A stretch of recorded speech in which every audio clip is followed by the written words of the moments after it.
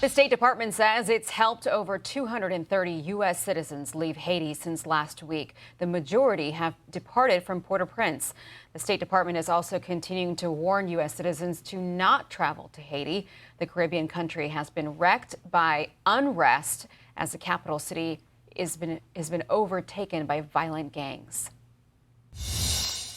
And while most people are trying to flee the violence in Haiti, one American missionary is trying to get back to her family in the community they serve. Amber Bachelier. I just screwed it up. I wasn't going to do that. I'm sorry, okay. Amber. Bachelier is your last name, I believe? Bachelier, yes. Sorry you about got it. that. I was thinking That's about okay. it and then I screwed it up. But your story is such an important one. You're trying to get back. Explain. Right. So I left a few weeks ago just to come for a quick trip with my adopted son. And then I was going to go home, and then this happened. My husband is there with our 11 other kids, my youngest being 4, my special needs daughter who's completely dependent. The U.S. State Department has not been willing to issue travel or tourist visas for our children that are in adoption process and those we have physical and legal custody of. And so I don't want to be away from my kids. I don't want to be separated from my husband. I need to be with my family. And unless the State Department is willing to give us tourist visas, I need to get back home. And what are the conditions back home? What are you hearing? Well, it's kind of everything you're seeing on the news. This has been going on for quite some time. It certainly got worse when Jovenel was assassinated back in July, nearly 3. All right. We'll just see if we can get that connection. Obviously, the technology sometimes gives us headaches in that situation as we. Right. Okay. Amber, back with us there. Sorry about that. If you could just pick up That's where you're okay. saying the conditions on the ground as we look at this footage of some of the stuff this week in Port-au-Prince.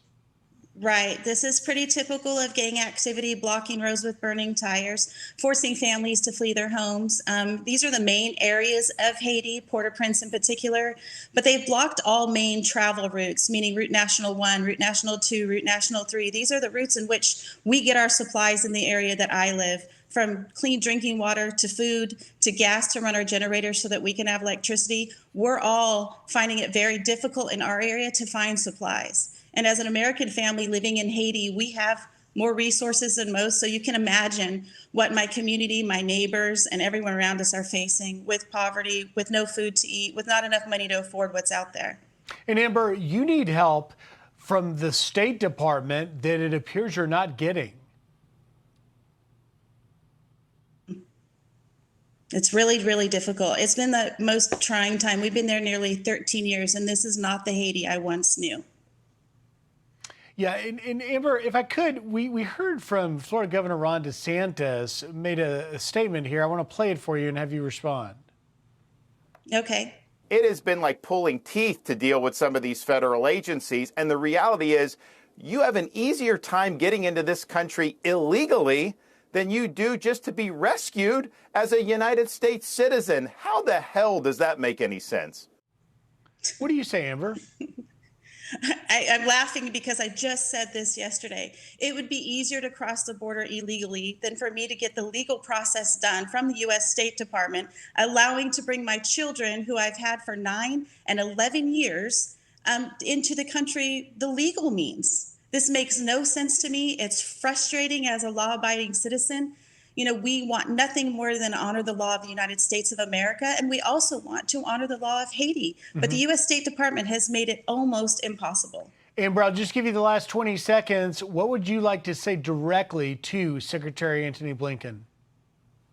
I would just like to say we need your help. We're families not stuck there because we can't leave. We're stuck there because you won't let us take our children. We're well over 25 families in the same exact circumstance. We don't want to leave Haiti permanently. We want to leave because you're asking us to leave, because it's unsafe to be there. But we will not leave our children in a war zone. We need your help. Amber Bachelier, thank you for taking time. I apologize again for botching your name earlier, but thank you for taking time on the Saturday. That's okay. Right. I appreciate it. Thanks, Griff.